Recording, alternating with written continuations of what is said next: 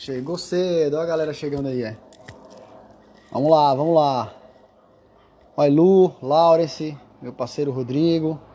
Fica aí, Lu, para aprender um pouquinho sobre mercado, como começar a investir, algumas orientações importantes. Um dia a gente conversou sobre isso, né? Tá aí uma grande chance para você fazer isso. Acompanha a gente aí, quem tá voltando para casa do trabalho. Uma excelente oportunidade de ouvir um bate-papo aí bem descontraído sobre o mercado financeiro, tá? Espera aqui o pessoal ir entrando. Grande. Olha, os caras já estão na área aí, só pedirem para participar que a gente já libera aqui vocês.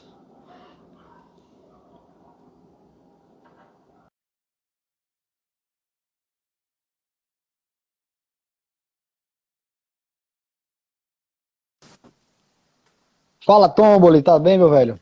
Oi, fala Rafa, boa noite, tudo bem aí? Galera entrando aí, ó. Tem uns alunos nossos aqui, ó. O Rodrigão aí já tá aí na área. Deixa eu liberar o Felipe aqui. O Felipe disse que hoje trocou de celular, vamos ver como é que tá o áudio dele aí, né? Agora vai ficar massa. Bom, beleza. Enquanto a galera vai entrando aí, quem não conhece a gente aqui, somos um trio. Grande Niltinho, esse cara é incrível, viu? Depois vamos chamar o Niltinho pra bater um papo aí, vai ser um dos convidados aqui do Panela. Oh, que Raquel, legal. não, o Niltinho é um cara, é monstro, depois eu conto a história dele pra vocês aí. Cara, Aracaju tá bem legal, vou até levantar aqui pra mostrar pra vocês, ó, não sei se dá pra ver, olha como a lua tá massa aqui, ó, na frente da praia, ó. Olha, tá bonito, hein? Hoje tá bem legal, olha lá. Ali é a praia, embaixo da lua ali já Isso, é o mar.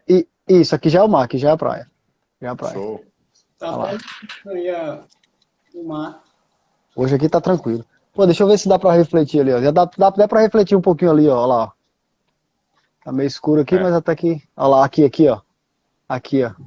Aqui já é o mar aqui, ó. show, dá pra ver sim. Tá Bom, refletindo. fala aí, Felipe. Vamos testar seu áudio aí, meu brother, que hoje tá tudo certo. Vamos ver, vamos ver. Se dessa vez melhora um pouquinho aí. Cara, pra E aí, gente, Paulo aí tá. o Paulo é um querido. Rapaz, pra gente, eu não sei se pro Tomboli, mas pra mim seu áudio sempre foi muito bom, entendeu? Nunca deu problema. Mas realmente na gravação ele fica baixo. Um pouquinho aí. Ó, grande Marco Antônio Girão. Esse é um dos caras que mais entende de ciclo de mercado. Mais entende de ciclo de mercado, aluno nosso aí de opções, ó. Só em homenagem a você, Girão, é que eu tava lendo de novo aqui, meu velho, ó. Marco, o Girão deu uma aula É pra minha gente Bíblia, sobre ciclos de ciclo mercado. de Esse livro é mercado. incrível, né? Eu não conheço esse Bacana, livro, de quem que galera. é? É do mesmo autor do O Mais Importante para o Investidor, do Howard Mark. Ah, do Howard Marks. Vou até anotar. Acho que Galera, ele tá até aqui, ó. esse é incrível, né? O outro dele deve estar por aqui em algum lugar. Tá aqui, ó. Tá aqui, galera. Pra quem quer, vamos começar aqui, ó. Ó, o Girão tinha comentado comigo realmente do áudio do Felipe, então realmente parece que melhorou bem. Ó, esse é o livro, assim, todo investidor deve ler esse livro aqui, ó. O mais importante para o investidor, tá? Esse é incrível, tá? Capa dura, algumas lições. Esse autor bem famoso, ele é gestor de um fundo bem relevante. Então esse aqui, acho que é o primeiro que vocês têm que ler, ok? O mais importante para o investidor. Deixa eu virar a câmera para frente assim, que acho que vai ficar mais. Olha lá, ó. O mais É, importante para o assim, aí investidor. assim dá pra ler. Pronto, o mais importante para o investidor. Esse aqui é o mais bacana. E o outro é esse aqui, deixa eu colocar também para o pessoal ver. Olha lá. Dominando o Ciclo de Mercado, também um livro do mesmo autor, tá? Esse realmente são livros bem interessantes, beleza? Fica aí a dica para vocês. Bom, beleza. Quem não conhece o Panela surgiu de uma brincadeira entre três colegas da comunidade lá do Luiz Fernando Roxo, do Roxo, né? Quem opera opções conhece ele. Tive o prazer de conhecer esses dois caras, manjam muito de mercado, não só brasileiro, mas mercado americano. Quem tiver qualquer tipo de dúvida em relação a como investir fora do país, como mandar dinheiro para os Estados Unidos, de forma legal, obviamente, né? Como a gente pode investir comprando títulos americanos, operar opções lá no mercado americano. Assim, esses caras são incríveis. Tá cortando minha transmissão para vocês, não? Tá tranquilo.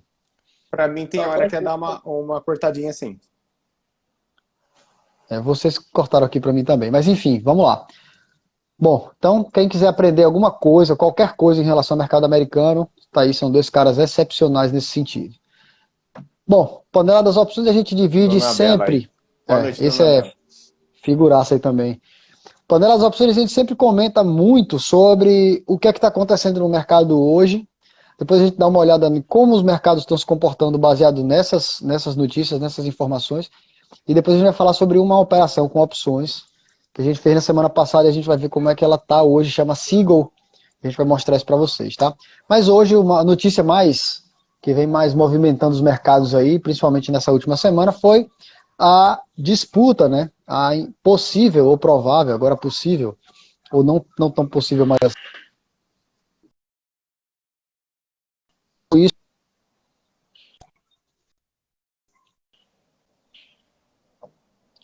Voltei?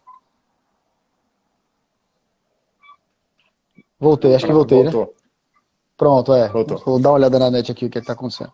Então, como o mercado como o mercado mundial está respondendo a essa possível ou provável invasão russa ao território ucraniano e como isso traz movimentações no mercado, tá? Beleza, estamos na área então de volta aí, Dona Bela, voltei. Filipão, meu velho, e aí? O que é que você separou pra gente em relação a esses comentários em relação a isso aí? Pois é, Rafa, essa situação aí da Rússia com a Ucrânia está mexendo bastante aí com várias perspectivas, não só de mercado, né, mas de geopolítica como um todo. Antes de entrar no mérito da questão se vai ter guerra, se não vai ter, se isso foi um movimento político apenas, é interessante o pessoal saber, né? Acho que muita gente deve saber também que a Ucrânia, na verdade, Henrique também aí na área, a Ucrânia, ela é um país muito novo, muito recente, né? De 30 anos de história praticamente só, é fruto do desmembramento lá do espólio da União Soviética, né? E é um país que está constantemente sofrendo as influências da Rússia. É um país meio que satelitário da Rússia, né? As várias participações de escolha de presidente sempre tem interferência, né? Então, historicamente, Kiev foi a primeira capital da Rússia também. Então, historicamente, são países que estão muito ligados e quando a gente analisa esse tipo de cenário, apesar de parecer um grande confronto de soberania, né, de luta pela independência de um país ali, a coisa não necessariamente é assim, né? Tem muita gente que é ucraniano que se considera meio russo também, que está ali na fronteira, que tem família de um lado, família do outro. São coisas de um histórico muito recente, né, de países que eram anexados, né, até então a União Soviética. Né, assim como outros países como Belarus, né, aquela Bielorrússia e tal. Então, o que a gente consegue ver, né, dessa última situação da Rússia com a Ucrânia foi um jogo geopolítico muito grande, né, por parte da Rússia. Né? A gente sabe que há muito tempo a Rússia, desde que se dissolveu a União Soviética, ela vem sendo considerado meio que morta, né? Porque as pessoas, principalmente os Estados Unidos, né, consideram como se tivesse um país ali que ainda aquele país pesado, aquele país soviético, naquele.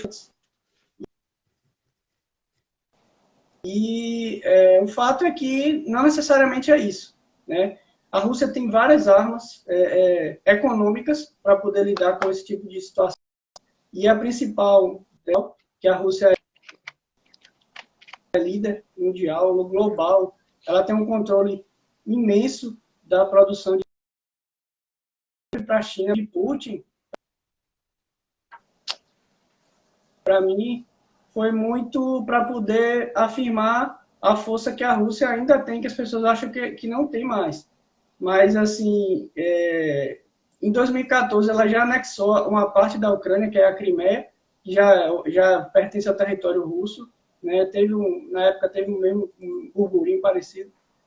E esse tipo de situação, apesar de nós estarmos vivendo, em tese, em épocas de paz, né? Mas esse tipo de conflito é costumeiro na história da humanidade e não é de se espantar que a gente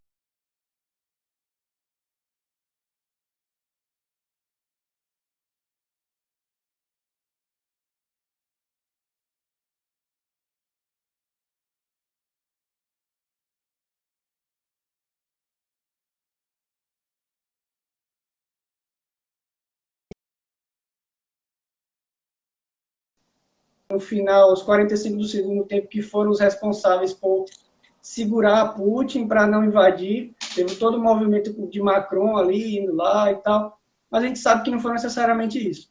Né? E a gente tem a Rússia se juntando à China, né? Que recentemente eles fizeram uma aliança, né? Divulgaram uma aliança que seria eterna, para sempre, algo bem assim grandioso, né? Putin foi até na abertura das Olimpíadas de Inverno, também estava com o Xi Jinping lá. Então, é um cenário assim que mexe bastante, né? A gente vai mostrar depois os gráficos aqui para ver como é que o pessoal reagiu lá fora. Mas esse tipo de conflito não vai ser o primeiro, ou a ameaça de conflito não vai ser o primeiro e não vai ser o último também no mundo, né? O grande problema a grande situação desse tipo de conflito, né, ou de talvez conflito, de possível conflito, sempre é uma questão, do ponto de vista de investimento, que é o que a gente fala, é o que isso vai impactar principalmente para o Brasil em relação a commodity. Isso aí é um ponto importante.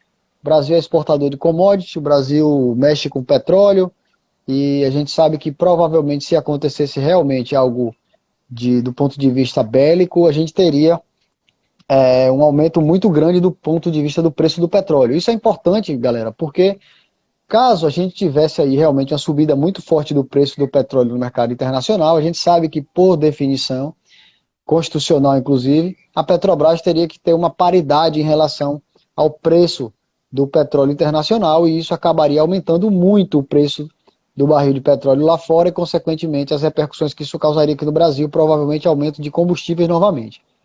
Qual é o grande problema disso para o mundo? O grande problema disso para o mundo é a inflação, onde a gente já está, não no Brasil apenas, mas em todo o mundo, né, as principais potências sofrendo com inflação. E a gente vem falando aqui nesses meses todos com vocês no Panela, como a inflação americana está extremamente elevada em relação ao que eles pretendiam que estivesse. E se a gente tem um aumento dos combustíveis, toda a cadeia produtiva praticamente é afetada, porque praticamente tudo é movido ainda pela principal matriz energética do planeta, que é o petróleo, né? Então imagina aí, a gasolina hoje a R$10, R$9, R$11, isso inviabilizaria demais a economia brasileira, ou tornaria os preços muito mais caros, numa situação em que a gente já tem uma inflação extremamente pressionando o mercado como um todo, né? Então, provavelmente isso mexeria com mais curva de juro americana, provavelmente o Fed teria que ser mais incisivo no aumento dos juros por lá para tentar controlar a inflação. Então isso é um conflito que não seria viável nem útil para ninguém, no final das contas. Então a grande ideia é, se eu aumento o petróleo, eu arrebento com todo mundo, né? Se eu tenho uma guerra naquela região, provavelmente indústrias pararão, né? Tudo vai ficar focado para a guerra. Então isso não é interessante para ninguém. Então imagina, por exemplo, a gente que é exportador de minério de ferro, né? Imagina aí aquela região toda da China, por exemplo, que talvez se envolvesse também no conflito, naquela região. Imagina a indústria chinesa diminuindo sua produção e consumindo menos aço ou menos material das siderurgias brasileiras ou do minério de ferro aqui. Tudo isso causaria um impacto muito grande para a gente. Então, de fato, a guerra não era interessante absolutamente para ninguém, né? Então, a gente tem que entender que, infelizmente, como a gente não consegue intervir nesse tipo de coisa, a gente tem que saber, obviamente ninguém pensa em guerra, claro, né? Mas a gente tem que entender que como é que a gente poderia, do ponto de vista de investimento, surfar esse tipo de situação. Através das opções, por exemplo, isso é um caminho bem interessante, né? A gente pode fazer operações com opções e lucrar, por exemplo, se o petróleo disparar, a Petrobras provavelmente subiria também. Se realmente as indústrias da China parassem, as indústrias de siderurgia e mineração brasileiras provavelmente cairiam. A gente pode surfar esses cenários através das opções. É esse o intuito que a gente quer comentar com vocês. Mais ou menos isso, né, Tomboli? E só para complementar, quem tem conta fora, né? Você comentou das operações dos Estados Unidos, e lá fora, dependendo da corretora que você vai operar, não são todas, né? mas a gente consegue se expor via opções diretamente na commodity. Então, por exemplo, se você acredita que o petróleo possa dar uma acelerada, a gente pode fazer, por exemplo, a mesma trava de alta que a gente faria na Petrobras, a gente poderia fazer no petróleo, no gás natural. O Só que a racional mesmo. diferença é o mesmo, a estrutura com opções não vai mudar. A única coisa que muda é que quando você opera diretamente a commodity, você não tem a parte da empresa, né, de gestão da empresa. No caso da Petrobras, a Você pode parte investir política, né, diretamente no petróleo, né? no petróleo. Então você não investe É. na empresa, você investe na commodity. Investe não, né? Especula. No nosso caso, com opções aí nesse cenário.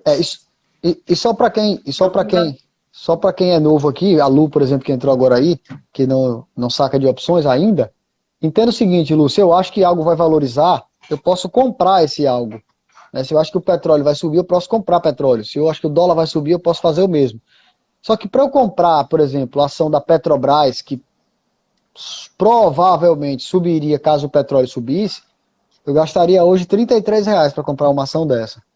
E eu posso comprar por centavos uma opção que se valorizaria da mesma forma que a Petrobras ou se beneficiaria da subida da Petrobras. Então eu democratizo os investimentos, eu consigo surfar os movimentos do mercado, colocando menos dinheiro nessas operações. Então, se eu acho que a Petrobras vai subir, eu vou comprar a ação da Petrobras. Ok. Mas ao invés de comprar a ação da Petrobras, você pode comprar uma outra coisa, uma opção de compra da Petrobras, que vai se valorizar da mesma forma ou parecido com o que as opções da Petrobras fariam. Eu acho que Vale vai cair, né, se acontecer isso que a gente acabou de comentar. Você acha que Vale vai cair? Então você vai vender as suas Vales, as suas ações da companhia, né, da mineradora Vale 3? Não. Você pode manter as suas ações, mas você pode comprar um seguro através das opções. As opções elas te dão esse leque de possibilidades, de modo que você pode surfar cenários de alta, cenários de queda e cenários de congestão, ou seja, quando o papel fica ali parado, não sai do canto nem para cima nem para baixo. O intuito do Panela é trazer isso para vocês. A gente faz essa análise inicial, onde a gente entende que, nesse momento, o conflito é muito pouco provável de acontecer, então provavelmente o petróleo não vai dar essa explodida, talvez, que a gente imaginava maior. Então, teoricamente, os ânimos estão se acalmando, então a gente consegue voltar às operações habituais. Mas, poxa, o conflito é iminente. Cara, compra seguro, ao invés de vender suas ações, eu posso comprar algumas puts, que é o seguro das ações com as opções. Só para complementar, Rafa, uma coisa que é importante, né? Que você comentou que comprar as ações é mais caro, a gente pode se expor o mesmo movimento da ação com as opções. A única diferença, além do custo, né? O papel você pode carregar o quanto tempo você quiser. Já a opções, ela tem o tempo determinado, ela tem um vencimento, né? Então, chegando naquele vencimento ali, vai virar pó ou não, né? Vai depender de como tiver o strike em relação ao preço, mas aí você vai ter que apostar numa outro vencimento, né? Então, você tem um tempo atrelado a isso. Exatamente. Parte diferente aí das opções. Aí, assim, eu acho, Rafa, para concluir, né, essa questão, eu acho que o cenário atual agora em relação a esse panorama de conflito, né, essa tensão toda, para mim o que me parece mais interessante é trabalhar com volatilidade nesse momento.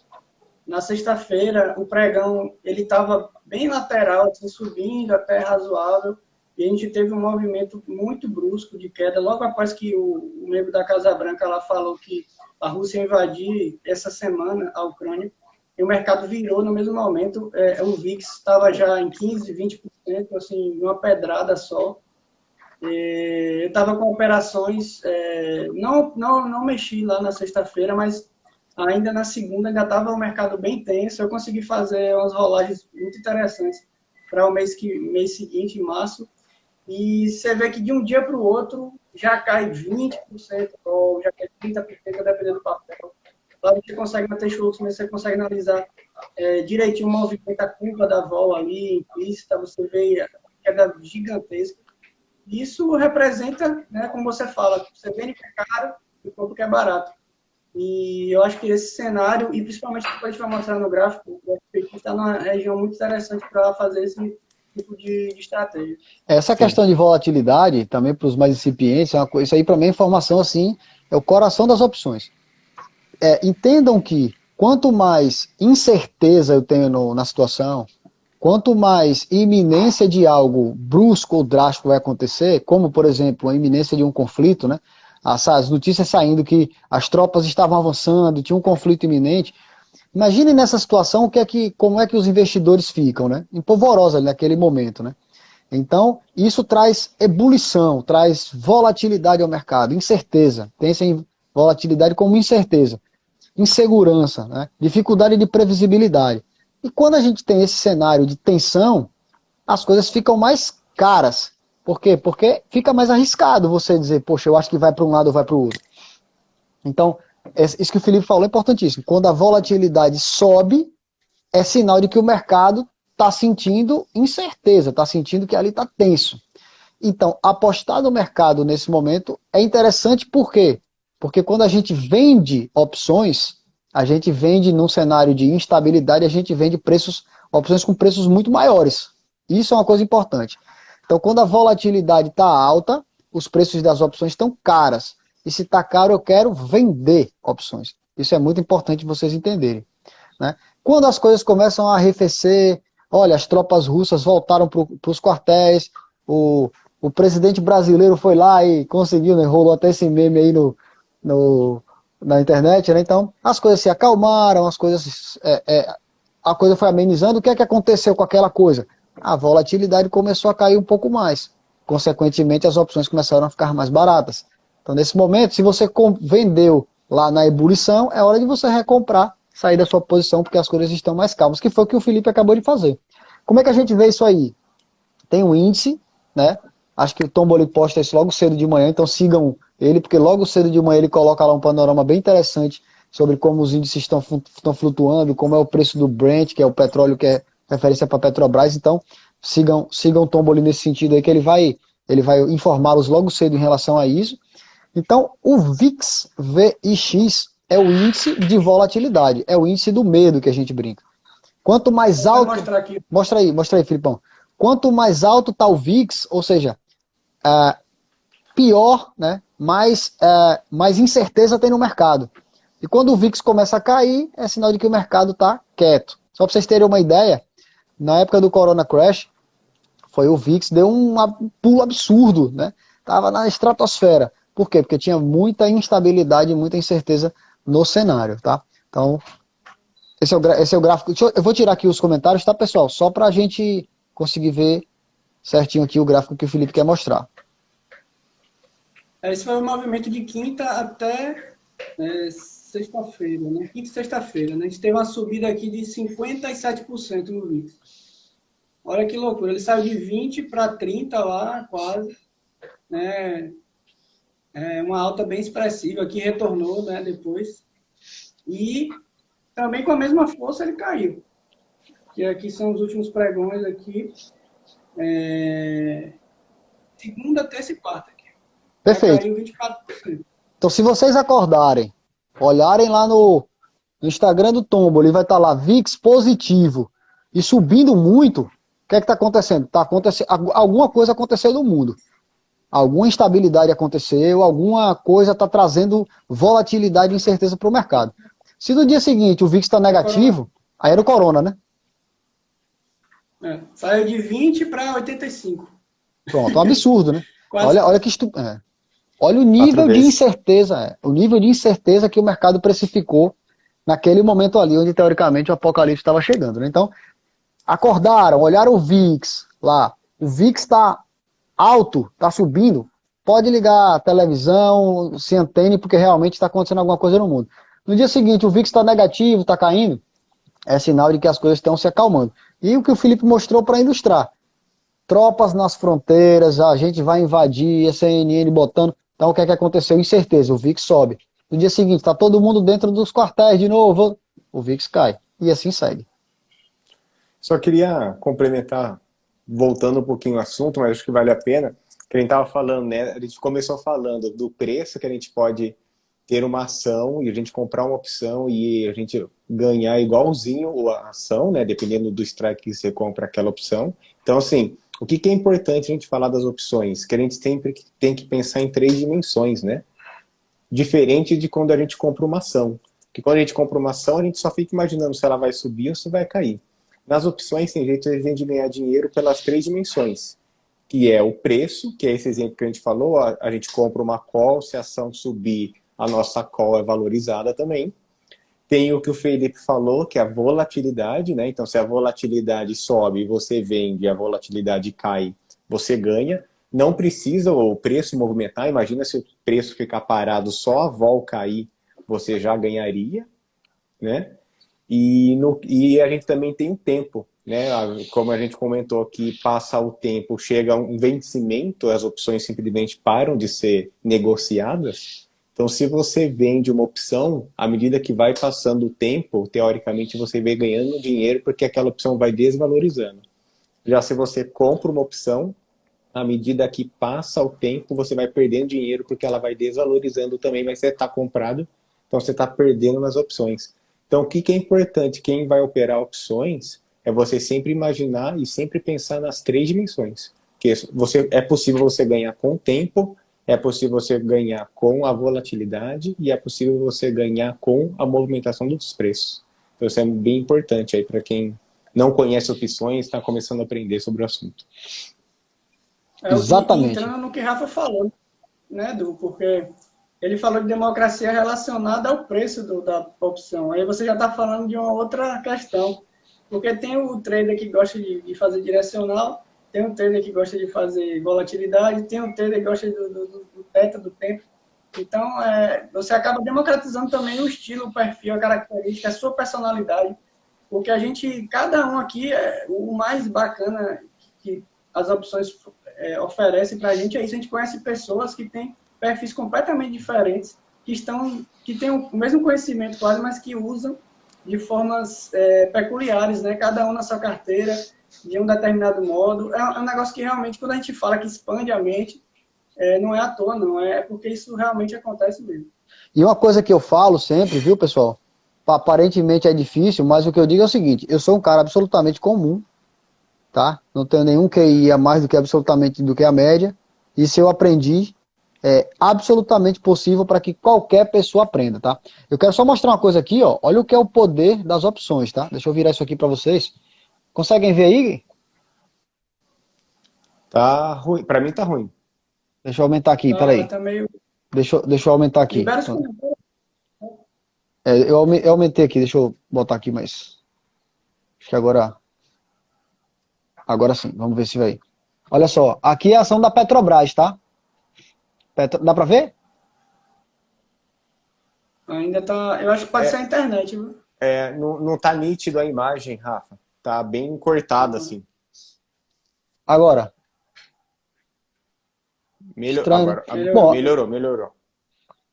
Bom, é só para mostrar o seguinte, galera. A Petrobras hoje subiu 1,39%. Então, quem comprou Petrobras ganhou dinheiro, porque a Petrobras subiu, beleza? Olha quanto subiu as opções da Petrobras. Deixa eu puxar aqui para o lado. Estou tentando ampliar aqui para ficar mais bacana para vocês verem. Então, enquanto a ação da Petrobras subiu exatamente 2%, olha quanto variou essas opções. Dá para ver aí, Tomboli? 33. Deixa parado, Rafa, um minutinho para dar a resolução. Olha lá. Agora deu para ver. Pronto. Enquanto a ação da Petrobras subiu, pessoal, 1,30%, olha quanto essas opções subiram. 34, 49, 36, 61. Então, o que é que a gente quer dizer com isso? Que o potencial de ganho das opções é exponencial, tá? Então, é necessário, é importante que vocês aprendam isso, e a nossa discussão aqui do Panela é para trazer isso para vocês, né?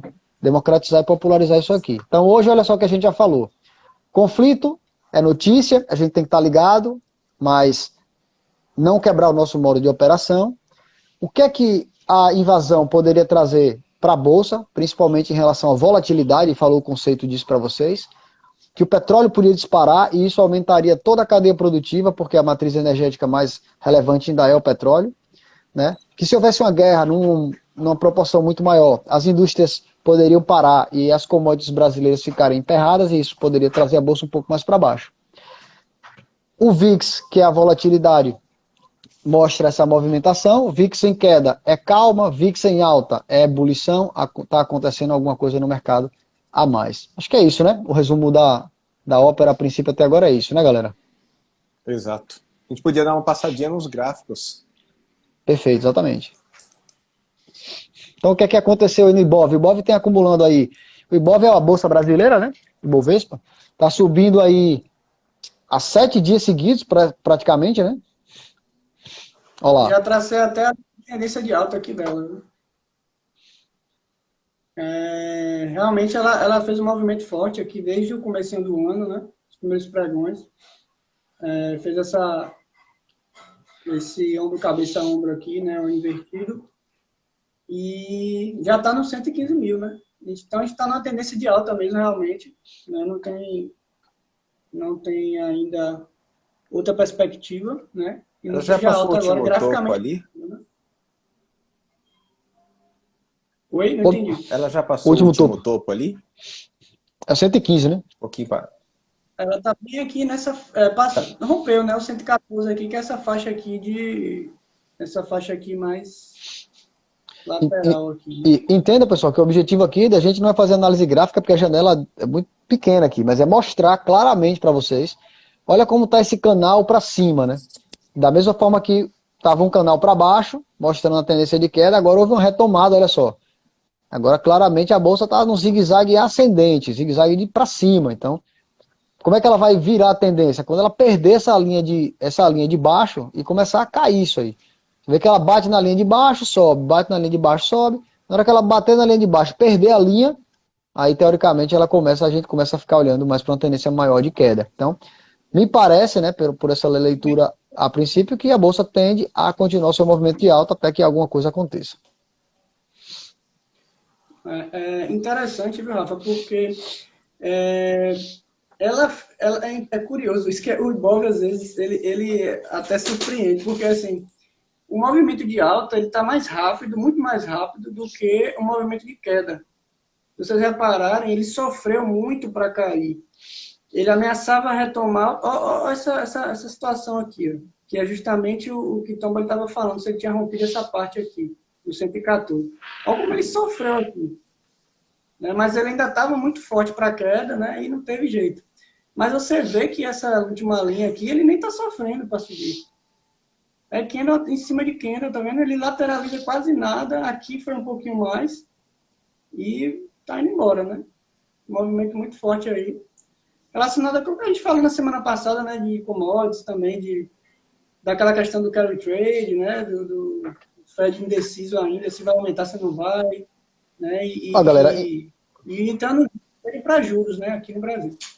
Tudo isso que o Filipão está dizendo aí, carry trade, e essas informações todas antigas, estão todas compiladas lá no nosso canal do YouTube. Tem um canal lá chamado Panela das Opções. O Felipe está abastecendo esse canal lá. Tem todas as nossas lives, estão lá nesse canal. Além disso, a gente tem algumas aulas.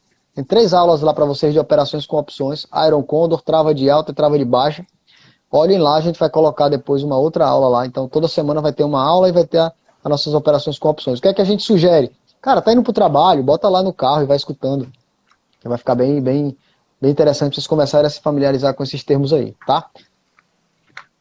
O que é que tem aí, Filipão? Aqui é o SPX, né? Que é a Bolsa Americana. Ele estava nessa linha de tendência de alta, e aí, desde o começo do ano, ele perdeu essa linha de tendência de alta justamente aqui. É o que É o que o Rafa falou, né, Filipão? Mostrando ali, exatamente. Né? Ele estava batendo naquela parte de baixo ali rompeu. Ó. Perfeito.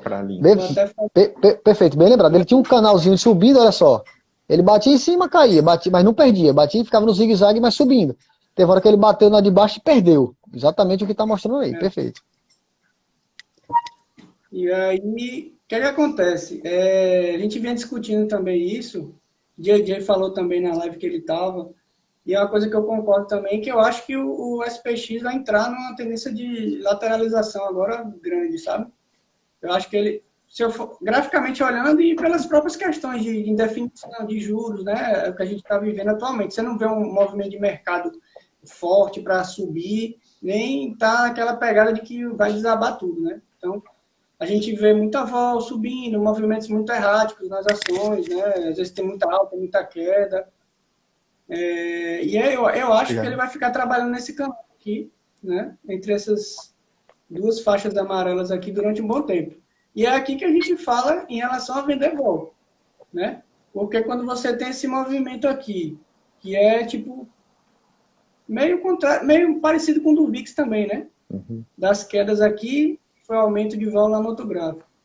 E isso aqui aumenta muito a vol, né? Só que você vê que ela fica nessa faixa, ela não chegou nem a vir nesse suporte aqui, que já foi testado aqui dessa outra vez, ó. Que é um suporte importante, né, que já foi testado aqui da outra vez, e tem essa faixa aqui também. Então, até ficar aqui, né, eu acredito que ela vai ficar de lado aqui durante um tempo. Vou dar um recado aqui. Pode falar. Não, pode falar, Tom, desculpa, pode falar. Imagina, eu só acho que, de repente, só vejo o mercado americano entrando numa tendência de baixa se o Fed começar a subir a taxa de juros muito mais alto do que ele já pronunciou, né? Porque já pronunciou que vai ter isso, a única coisa é que se eles não conseguirem controlar a inflação, hoje mesmo anunciaram aí aumento maior as vendas do varejo vieram maior, a produção industrial veio maior também. Então, assim, tudo indicando ali que eles podem reduzir aumentar um pouco os juros para dar uma segurada aí na economia. A única coisa que eu acho que, assim, eu também acredito que ele vai ficar lateral, a não ser que, de repente, o Fed comece a subir muito rapidamente os juros por causa da inflação, aí, de repente, ela pode começar a cair. Mas tem Pessoal, só esse contraponto que eu acho que é importante. Entendam como o mercado é bonito de se entender, né? Você começa a entender mais sobre geografia, política, um monte de economia, um monte de coisa. Olha que, juntando essas informações todas que a gente está dizendo para vocês, o que é que provavelmente... Qual é o medo no mundo hoje? O medo no mundo hoje chama-se inflação, tá? Por que ela está alta, a gente já explicou em todas as panelas anteriores. Vão lá e dão uma olhada, ou então manda direct aqui pra gente que a gente discute com vocês, tá? Mas o medo do mundo é a inflação. E o remédio, o xarope para combater a inflação é aumento de taxa de juros. É isso que a gente entende, tá? A gente explicou também essa dinâmica em situações anteriores. Então, todas as vezes que a inflação vem acima da meta, por isso que vai sair a inflação hoje dos Estados Unidos, vai sair a inflação brasileira, vai sair o IPCA. Por que o mercado fica de olho nisso? Porque se a inflação vier mais alta ainda, qual é a tendência? É que o juro tem que subir ainda mais para combater essa inflação aqui, ó. Então, o que é que poderia acontecer casando com o que o Felipe trouxe para a gente em relação à guerra? A guerra provavelmente aumentaria o preço do petróleo, isso provavelmente aumentaria mais a inflação e, consequentemente, pressionaria mais os mercados, os bancos centrais para aumento, né? Os Copons e o Fed da vida, para aumentar mais ainda o juro. E isso pesaria muito mais sobre uma série de outras coisas. Com juro, a economia cresce menos, com juro mais alto, a economia cresce menos, isso gera menos emprego. Por isso que esses indicadores que o Tom Boli comentou são importantes. Como é que está sendo a criação de empregos lá nos Estados Unidos e no Brasil? A criação de empregos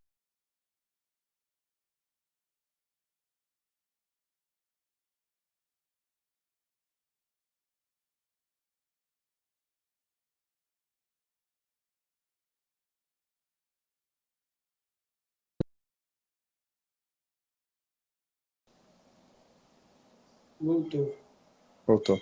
Você travou, Rafa. a internet que tá osso aqui, velho. Mas já vou conectar aqui novamente. Tá me ouvindo agora, né? Já, tá tranquilo. Então, beleza. Então, a ideia é, a criação de empregos veio boa, cara, então é sinal de que a economia tá andando, né? O varejo, as vendas do varejo vieram altas, como o Tom Boli comentou, opa, é sinal que a economia tá girando. Então, nesse sentido, dá uma ideia de que a economia está crescendo, o lucro das empresas está aumentando. Então, em tese, a economia está indo bem, então vamos dar uma segurada no juro.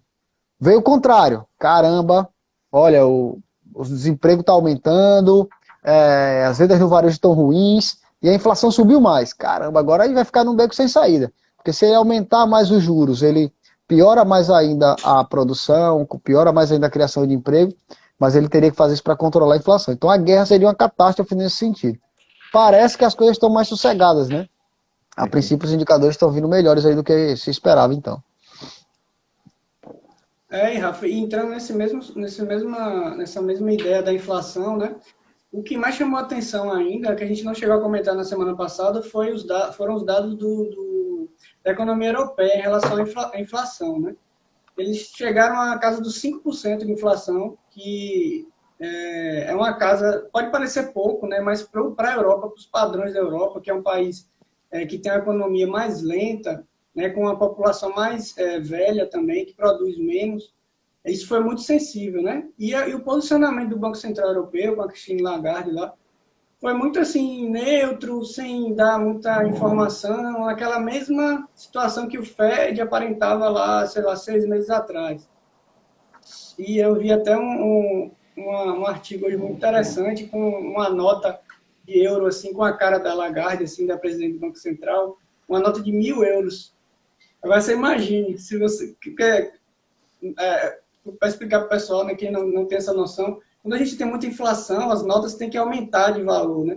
Então, uma nota, por exemplo, a gente lembrava do Cruzeiro, aqui tinha nota de 10 mil cruzeiros, enfim, 5 mil, aquelas notas, né, exageradas. Então, eu achei muito interessante. E o que é que aconteceu? Algumas taxas de juros longas da Alemanha, por exemplo, que eu vou mostrar no gráfico aqui, subiram nesses últimos dias, assim, descontroladamente. Lá na Alemanha, né, e em alguns países da Europa, o juro é negativo. Você deixa o dinheiro no banco para perder mesmo. Você perde, e não é só nominal, não. Você perde, às vezes, até... não é só real, não é no nominal também. Vou mostrar aqui no gráfico, Rafa. O pessoal vê esse movimento do juro alemão. Essa aqui é a taxa de 10 anos do juro alemão. E olha esse movimento que ele fez aqui. Ele saiu aqui de negativo, 0,1 negativo, e foi para 0,3 positivo. Quase 3.000% de alta, 2.300% em 15 dias. Então, o que é isso aqui? Já é o mercado precificando que vai ter que aumentar o juro curto, né? Como está acontecendo nos Estados Unidos, eu vou mostrar aqui, vai ser o mesmo gráfico, só que com proporções diferentes, evidentemente. Mas também a mesma coisa. Né, o juro americano também longo, de 10 anos, né, o médio prazo, que seja, já subiu aqui, ó, 23% do começo do ano para cá. Então, isso tudo é precificação de mercado, é pedido do mercado para que aumente, né, e até, de certa forma, equalizando com as perspectivas futuras mesmo, de controle de inflação, diminuição da economia, né, de estabilização, pelo menos até agora, né, no curto médio prazo. Né? Cara, beleza. Então, assim, teoricamente, em resumo da história, Bolsa Brasileira continua em alta, segue a princípio tendência de alta, não quer dizer que vai permanecer, mas a princípio a tendência segue para cima, com aumento de entrada de capital estrangeiro no Brasil, comprando bolsa, aumentando posição em renda fixa, então parece que o Brasil está mais atrativo nesse sentido. Mas a gente vê turbulências eleitorais aí mais à frente, vamos ver como é que tudo se comporta. Bolsa Americana continua ali, depois de uma queda maior, mais lateral, e olho sempre na curva de juros, porque a curva de juros é o remédio para controle da inflação. Toda vez que a inflação subir ou tiver problema, que o VIX subir, teoricamente essas curvas de juros tendem a aumentar também. Beleza. Acho que é isso, né, galera? Vamos para as opções? Isso aí. Eu vou reativar os comentários aqui, porque se alguém tiver alguma dúvida em relação... Tem alguma dúvida, né? Se o pessoal tiver alguma dúvida em relação a operações, alguma outra coisa, para mandarem também, que a gente sempre está interessado em conversar sobre isso. Na nossa discussão anterior, a gente até reativou os comentários aqui, pessoal. Podem comentar à vontade, perguntar, a gente vai interagindo com vocês. Mas na operação passada, na semana passada, a gente montou uma operação chamada Seagull, tá? Seagull. Essa operação, ela é, na verdade, composta por três opções, tá? Três compras, uma combinação de compra e venda de opções. Mas para quem já está mais inteirado, a Seagull, na verdade, é uma venda, é uma compra de uma trava de alta de call. Eu brinco que é uma trava de alta do pão duro, né? Porque a trava de alta de call você tem que pagar para montar. Veja, lembre-se sempre disso. Quando eu penso trava de alta, independentemente se é call ou put, trava de alta, eu quero que suba. Trava de baixa, eu quero que caia. Tá? Então a ideia é, se trava de alta, a gente aposta na alta. Né? Bom, se a volatilidade está mais baixa, eu vou comprar uma trava. Se eu vou comprar uma trava, é uma trava de alta com call. E foi isso que os caras fizeram. Eles olharam um ativo, acho que foi... Qual? Foi Embraer. Embraer. Então eles olharam a Isso. Embraer. A Embraer tinha um comportamento gráfico bem repetitivo, com um padrão bem repetitivo, onde ela batia num suporte, subia para uma resistência. Batia no suporte, subia para uma resistência, marcando bem esse fundo aqui. Então, quando ela bateu no fundo, aqui, ó, o que é que eles imaginaram? Cara, ela vai bater aqui e vai subir. Mas ela vai explodir? Não, por quê? Porque ela fica batendo aqui, ó, e, sai, e realizando o tempo inteiro. Ela fica aqui dentro. Então, o que é que a gente resolveu fazer? Uma Só para trava. falar, Rafa, aquela vez ela tinha vindo para cá, ela fez Certo. esse movimento, ela bateu aqui e a gente montou de novo. Você pode ver que tá na mesma linha aqui, né? Aí a gente montou Perfeito. esse Seagull, aí ela andou, né? Voltou a dar uma corrigidinha e tá andando de novo. Vamos ver se ela vai conseguir passar esse topo aqui para ir embora. Para nossa Então, a operação ideia... sair no lucro máximo. A ideia, a gente explicou a montagem dessa operação no Panela passado. Compra-se uma call mais próxima ali do dinheiro e vai pagar, por exemplo, R$1 nessa call.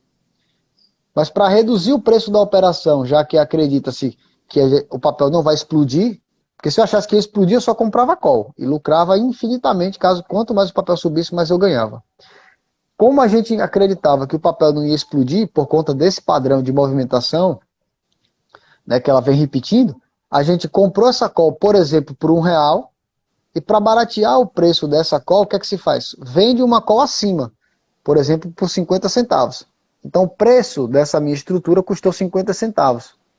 De modo que, se o papel ultrapassar as duas pontas, ou seja, passar essa e passar essa aqui em cima, eu tenho meu ganho máximo, que é o spread, que é a diferença das travas. Então, por exemplo, se o papel está em R$20, eu compro a call do 21 e vendo a call do 22, meu ganho máximo é esse R$1 aqui, né? Da diferença das travas do spread das opções.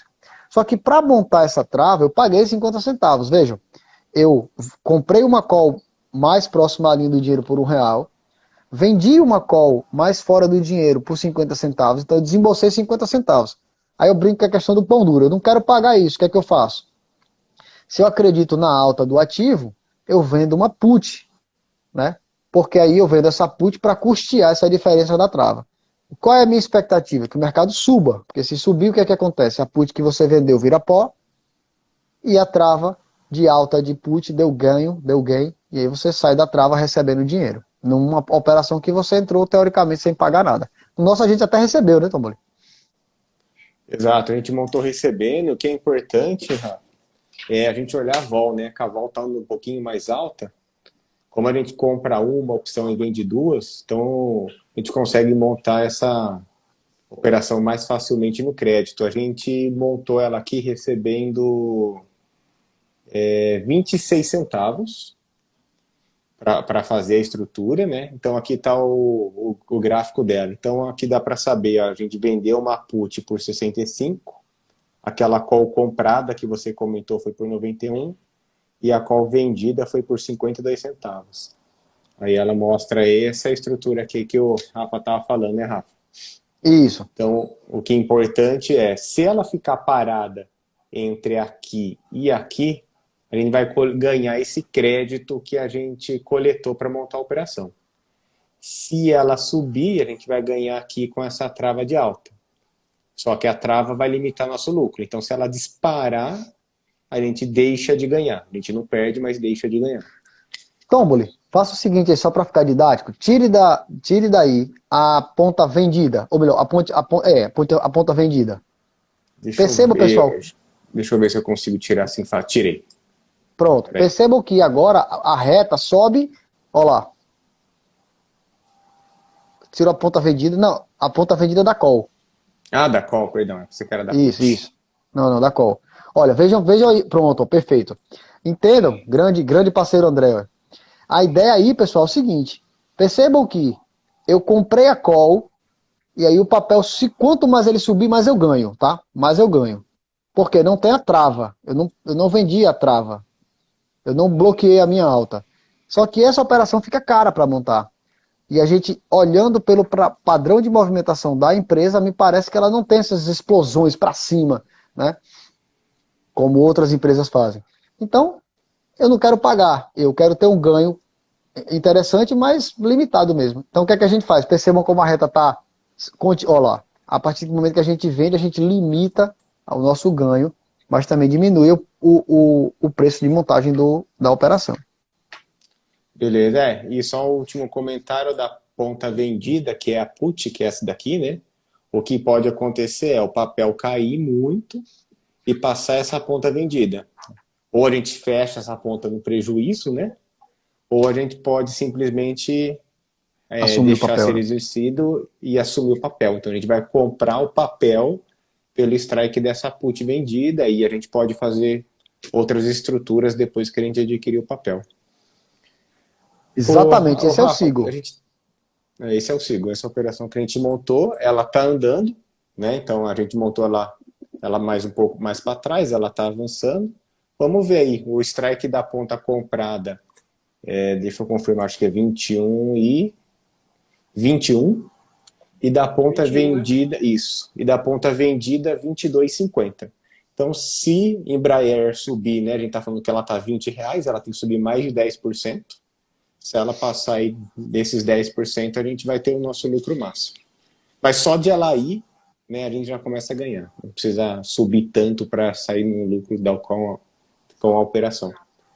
Exatamente. E então, antes... Pode falar, Rafa. Pode falar. Não, então, não, só para definir... eu ia mudar de assunto. Não, só para definir, então, para deixar claro, SIGO é o nome que se dá a uma estrutura onde eu tenho uma trava de alta com call e a venda de uma put. Como é que eu penso nesse movimento? Eu acredito que vai subir. Primeiro ponto, eu acredito na alta das ações. Então, se eu acredito na alta da ação, eu poderia comprar a ação ou comprar uma call. Só que comprar uma call é cara. Então, eu compro uma call e, como eu acredito na alta, eu compro uma call e vendo uma put. Porque se o papel subir, eu ganho na call e a put vira pó que eu vendi. Na call comprada, eu me dou bem. Só que eu acredito que ela não vai explodir. Então eu compro essa call, vendo essa put para bancar e vendo uma outra call aqui em cima para diminuir o preço da opção. Resultado final objetivo. O papel vai para cima, a put que eu vendi vira pó, a call que eu comprei, que é o meu patrimônio, que é esse o objetivo, é essa call aqui. Ela vai ficar dentro do dinheiro e aí eu saio da trava. Quanto mais subir daqui para cima, eu já não ganho mais, tá? Mas eu quero ganhar a diferença dos spreads da trava. Essa é a operação do SIGO. Exato. Rafa, Marcelo... Isso que eu ia perguntar. Eu ia falar do Marcelo. Como sair do Aaron Condor? Ele mandou aí. Só para poder entender até a dúvida do Marcelo. Marcelo, se você puder mandar para a gente, você está com o Aaron Condor montado, ele está no meio, como que está o seu preço em relação aos strikes? Você está na ponta das puts ali na parte perdedora, na parte da call, ou ele está no meio da estrutura ali, você está na região de lucro? Se você puder falar isso daí para a gente, até para a gente poder te orientar. Que seria... Quanto tempo falta? Quanto tempo falta, tudo. Eu estou montando aqui o meu parceiro aqui, JCDS Coelho. Rafa, é como se fosse o contrário da Fence, exatamente. A Fence é uma trava de baixa com put, bancada pela venda de uma call. Perfeito, é exatamente isso. Perfeito. Nunca nem tinha pensado dessa forma, mas é exatamente isso.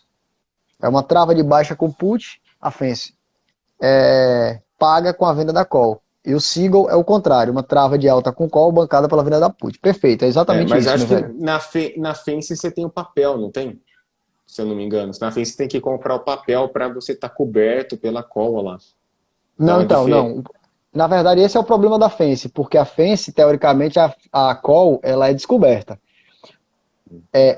O que é que eu faço? Aí não é Fence mais, mas o que é que eu faço? O ideal é você ter o papel, tá, Tomboli? Não tem, aí seria interessante. Uhum. O ideal. Mas, porque, em tese, se você vender essa call sem o papel, tá descoberto. Como é que eu faço na prática? Eu faço muito pouca Fence, tá? Fence é uma operação para você proteger capital, né? Ganhar com a queda. O que é que eu faço às vezes?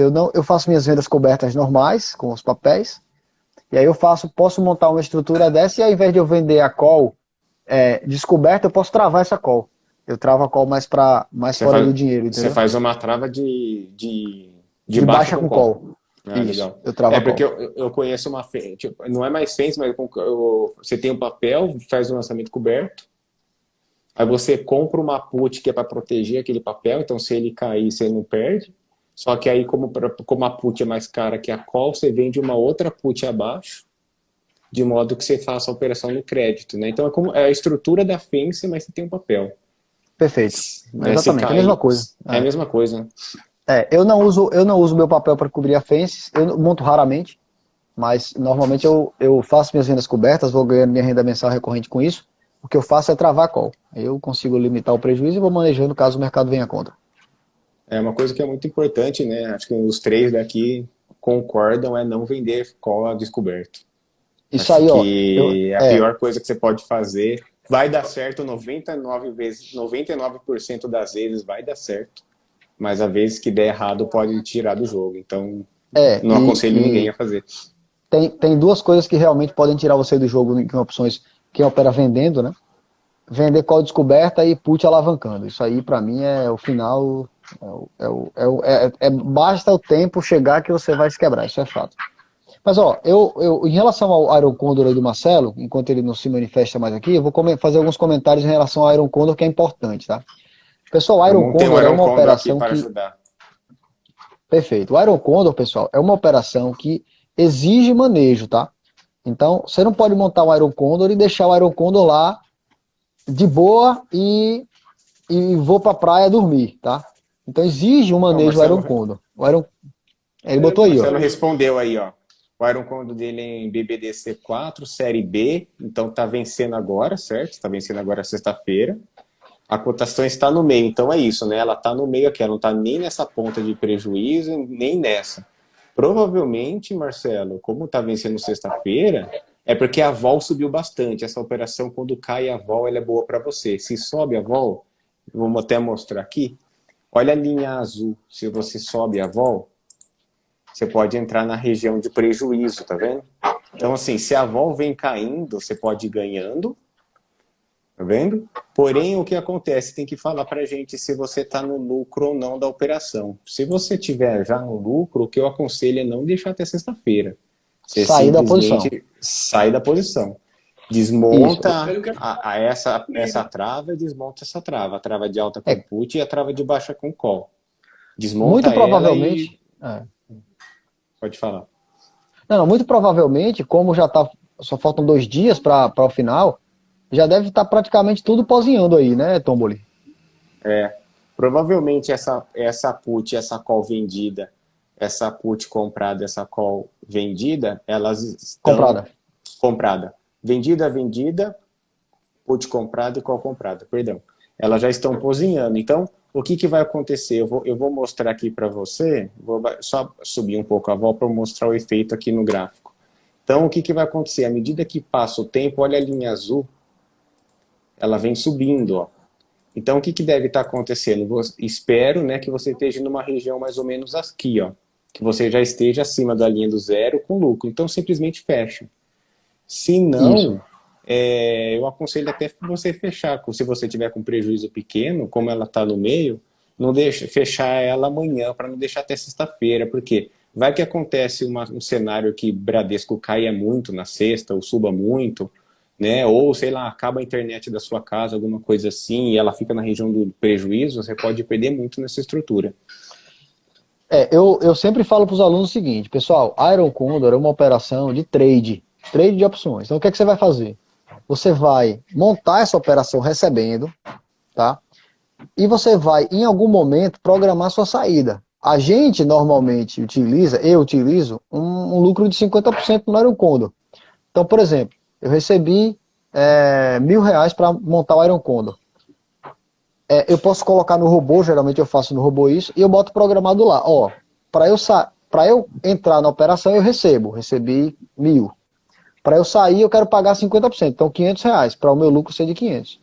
Então, se em algum momento eu recomprar as posições vendidas e vender as compradas e eu estiver pagando R$500, ele automaticamente sai. A gente geralmente não leva, eu particularmente, não sei os meninos aí, mas eu particularmente não levo o Iron Condor para exercício, tá? Eu Normalmente também eu não levo, saio não. antes. Eu saio antes por quê? Porque no final do exercício é igual, principalmente quando tá muito assim, né? Muito ali para dar ganho já, qualquer coisa que se mexer, o preço muda muito, né? O gama atua mais forte nesse período. Então, eu não levo para o exercício. Se eu recebi 1.000, na hora que bater 500, em qualquer momento do exercício, eu saio. E, teoricamente, faltando 2 dias, provavelmente toda a sua estrutura já deve ter virado pó. Não tem mais nem o que você corroer de prêmio, Marcelão. Então, é hora de você sair, velho. É. Mas assim, O Lucas tá... cada um tem sua estratégia, né? Pelo menos pra gente é assim, né? É, Desculpa, isso. Felipe. Não, o Lucas mandou uma pergunta também interessante, só que a gente está com o tempo já apertado, né? Não vai dar tempo de responder. Mas a gente vai responder a pergunta dele na semana que vem. Já anotei aqui, e a gente responde para não ficar pendente aqui. Ele perguntou sobre comprar uma put, uma call e o que é que você pode obter de ganho se for para algum dos lados essa operação. É uma pergunta interessante que a gente vai responder na semana que vem. Viu, Lucas? Então não perca o panela da semana que vem, porque a gente vai, se a gente emendar aqui, a gente fica até meia-noite conversando sobre opções. Exatamente. Essa operação é muito bacana, chama-se Straddle. Você pode fazer essa operação, a gente vai comentar com você. Operação interessante para período eleitoral, viu? Eu já vou adiantando para Exato. vocês. Então, boa pergunta, vai ser o panela das opções da semana que vem. Show de bola. Acho que é isso, né, galera? É isso aí. Fechando. O Então, Marcelo está dizendo aqui que as compradas viraram pó e as vendidas ainda não. Mas veja, Marcelo, o importante não é virar pó, esperar virar pó. O mais importante é que você pague menos do que você recebeu, tá? Então, você está com uma oportunidade muito interessante de sair. Você não precisa esperar virar pó Aero Condor não, tá? Você só precisa que você pague menos do que você recebeu na montagem. Isso é o mais importante. é o que o Rafa falou, imagina que você anote quanto você recebeu para montar. Se você recebeu, por exemplo, sei lá, R$ 1.000, na hora que você tiver que pagar R$ 500 para desfazer a operação, já sai dela que você vai garantir os R$ 500 de lucro ali. Exatamente. Beleza, galera, acho que é isso. Então sigam os três aí, mandem direct, discutam e é isso. Tamo junto. Beleza, Valeu, pessoal? galera. Tenham um abraço para vocês. Oi, pessoal. Um abração. Valeu. Valeu, tchau, tchau.